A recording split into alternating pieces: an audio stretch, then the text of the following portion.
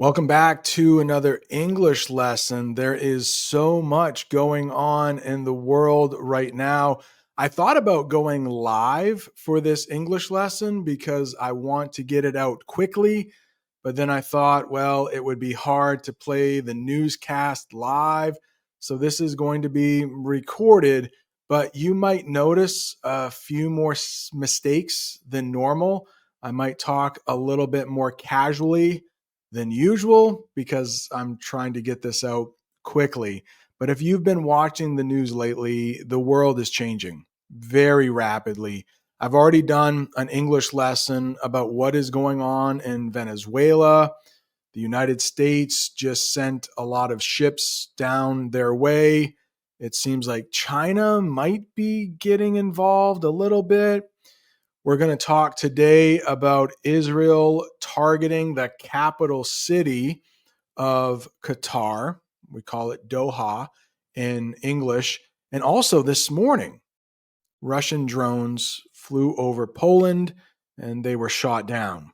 That could be the worst of the three, because if Poland and Russia get into some kind of war, that will involve NATO. And if NATO is involved, that means the US, Germany, France, England, some very big, powerful countries. But today I am going to focus, or at least I'm going to try to focus, on Israel and Qatar. As you may know, Israel has been doing a lot of damage in Palestine for the last couple of years. Tens of thousands of people have been killed, and now it seems like there is going to be a wider war. So let's take a look at that newscast, and then I will come back and teach the most difficult English terms they use, or I should say she uses.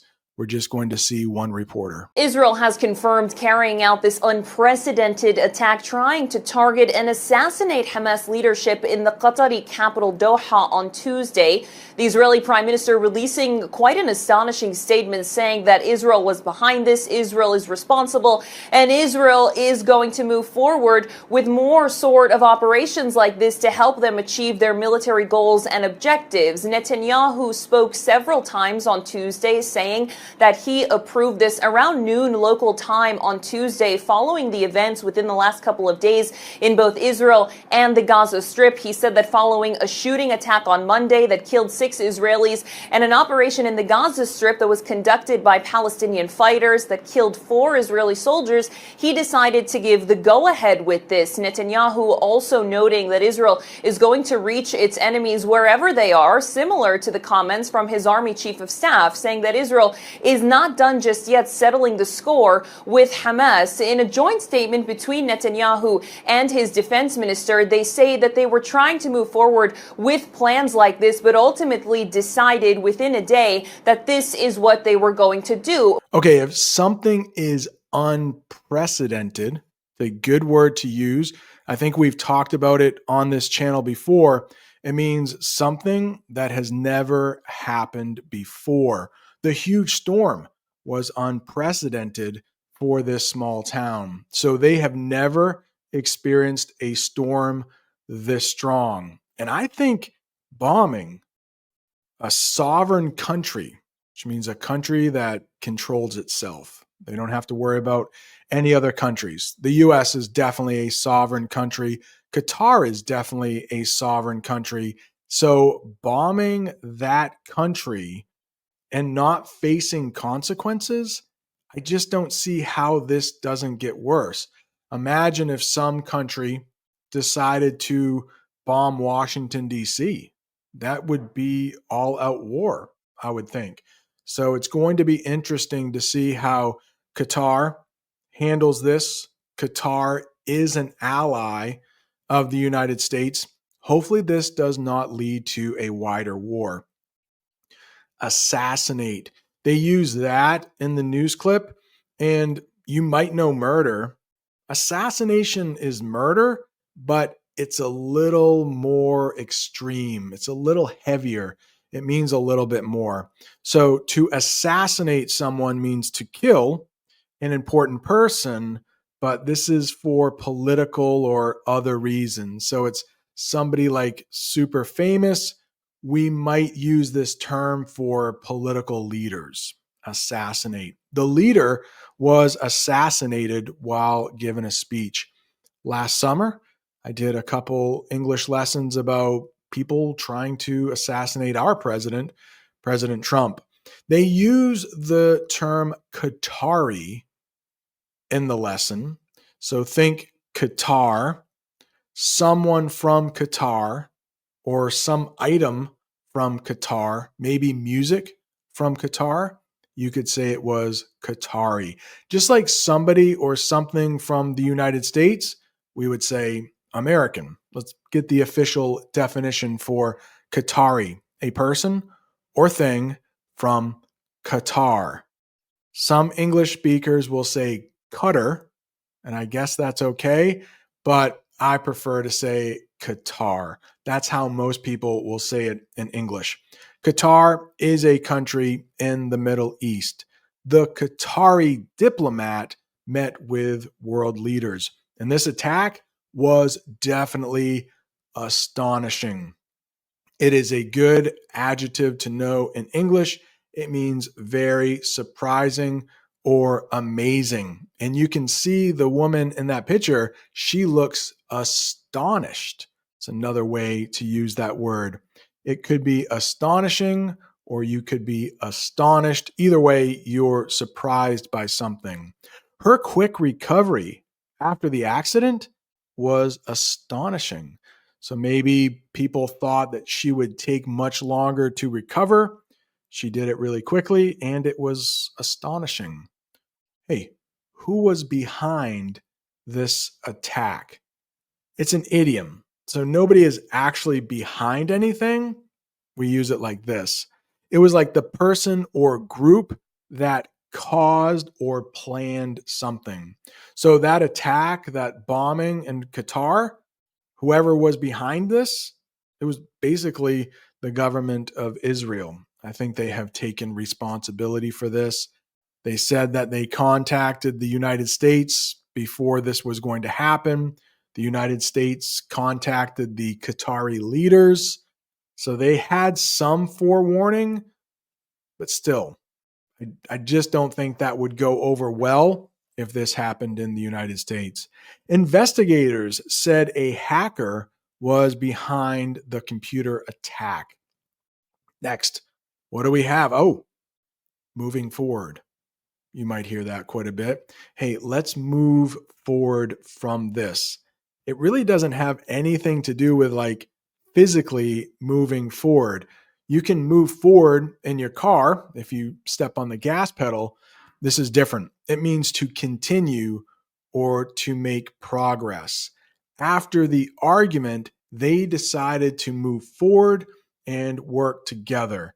I hope you continue to move forward with your English learning. Conducted. Who conducted this attack? Conducted, it means led or organized an activity. And of course, Israel conducted this attack. But in the picture, you can see a teacher. The teacher conducted a survey about favorite foods.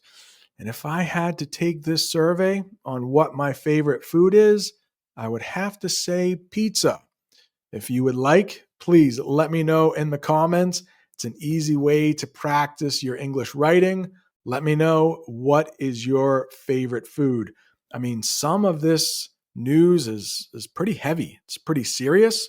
So if we can take a second to think about food, who doesn't love food, right? The police conducted a raid on the car factory. That could be another English lesson we do. A couple days ago, there was a Korean car company, I think it was Hyundai, and ICE, the people that secure our borders in the United States. They did a raid and found like 300 people in the United States from South Korea who weren't supposed to be here. I don't know.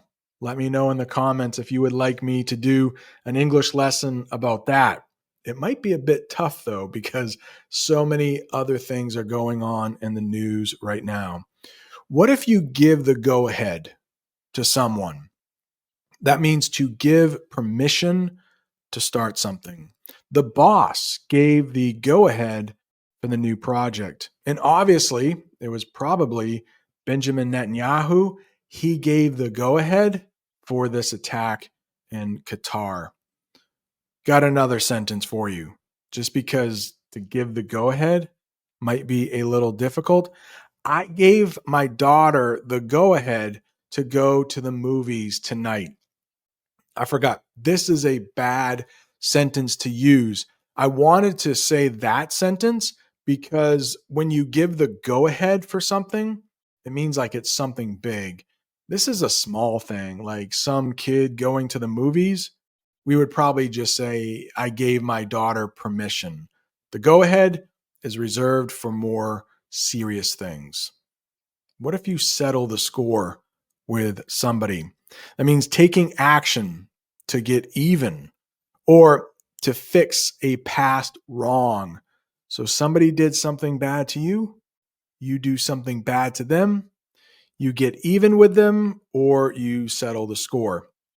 The team played hard, settling the score after last year's loss.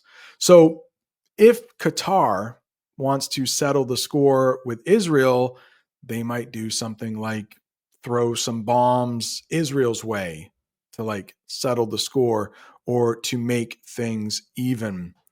Hamas, talked about them before. They are located in the Gaza Strip, and some people call them a terrorist organization. Official definition for Hamas, a Palestinian political and militant group based mainly in Gaza. Well, some leaders of Hamas were in the capital city, and that is why Israel decided to take them out. According to Qatar and Hamas, 6 people were killed, but none of the leaders were assassinated. I'll use that term. News reports said Hamas claimed responsibility for the attack. That is just an example sentence. Not this attack, they didn't. They were attacked instead of attacking. The next one we have is joint statement. And in the picture, you can see President Trump and the former Prime Minister of Canada. This guy's name is, what's his first name? Trudeau. Justin Trudeau. A joint statement is a message released together by 2 or more people or groups. So sometimes countries will get together and release a joint statement. The 2 countries issued a joint statement calling for peace. In a joint statement between Netanyahu and his defense minister, they say that they were trying to move forward with plans like this, but ultimately decided within a day that this is what they were going to do. But it is causing a lot of mixed reactions within Israel, especially from the family members of Israeli captives who now fear that the negotiations to move forward with a ceasefire deal and bring about the release of Israeli captives are not going to happen anymore because Israel targeted the very place where the negotiations were taking place, in a country that has been trying to mediate a ceasefire, an end to the war, the release of the captives, a place that Israeli officials have actually frequented to try and find some sort of compromise to get a deal on the table. Netanyahu says that there is currently a proposal that's been outlined by U.S. President Donald Trump, saying that Israel, in theory, agrees to everything in it and says that the war could be over tomorrow if the other side agrees to it. But following a potential assassination attempt on Hamas officials, Netanyahu didn't say who's supposed to agree to that proposal now. Next, we have mixed reactions. I'm not sure that AI got this completely right when I asked them to create a picture. I mean, it's not bad. There are some people that are real and some people who look like cartoons, but I hope you get the idea. Some people are happy, some people are crying. There might even be a few people who are shocked in that picture. Mixed emotions means different people feel different ways about something. The new school rule got mixed reactions from students. Maybe it was something like, hey, we are banning cell phones. That is happening in my school right now. This new school year, my principal said nobody can have phones. I think there are mixed reactions there. Some people are very happy, like the teachers, I think, are mostly happy, and the students might be a little upset. So, definitely some mixed emotions going on in my school right now. They also mention captives in the news report. Captives are people who are kept as prisoners, like they can't leave. You might also hear prisoners. You might also hear hostages. Those are all types of captives. They're slightly different, but I think most people agree Hamas is still holding some hostages. You could say they are being held captive, or you can say they are captives. Those are people who are being held against their will. They don't have the freedom to leave. The soldiers rescued the captives after the battle. And I'm not sure how many of those hostages are still alive. Some people think that, unfortunately, many of those hostages are no longer alive. Mediate is the next one. Mediate is a verb, and it means to help two sides solve a disagreement. I think President Trump thinks he is going to mediate the differences between Israel and Hamas, but it looks like that just got more complicated. I mean, Israel is wanting to fix their problems with Hamas, but then when you try to kill the people you are negotiating with, I'm not sure how that helps anybody. But hey, I'm glad I'm over here in the United States where it's very safe and I don't have to make those tough decisions. Let's get a sentence that uses mediate. The teacher tried to mediate the argument between classmates. Now, I have done that before. It's not fun, but you try to fix the problem that the classmates are having. Now, this one, I only can guess. There is a slight accent with the news reporter. I think she meant to say frequented. Frequented. So let's go with that. We are going to use that word. If she used a different word, I'm not sure, but at least you will know what frequented means. It's an interesting word in English. It means went to a place often. You can visit it frequently.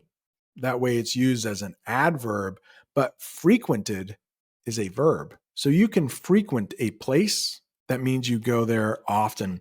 In the picture, it looks like maybe a coffee shop. That customer might frequent the place, meaning they go there a few times a week. Who knows? Maybe they go there every day. She frequented the library to study after school. That's a great place to go, especially if you are trying to improve your English. He frequented the movies with his friends almost every weekend. Compromise is next. Compromised. That means an agreement where each side gives up something. It could be land, it could be money, it could be prisoners. But if a war is going to end, let's say Israel and Hamas, this war ends, most likely both sides will have to give up something. Maybe not Israel, I don't know. But if it's an equal fight, a compromise would mean that one side has to give something to the other side and vice versa. The other side has to do the same thing. They reached a compromise about the group project. Compromise can be used as a verb and it can also be used as a noun. The pronunciation and the spelling do not change. Potential. Potential. When I hear potential, I think it could happen.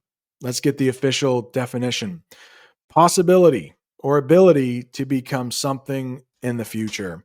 The coach saw great potential in the young player. Like maybe they could be great one day.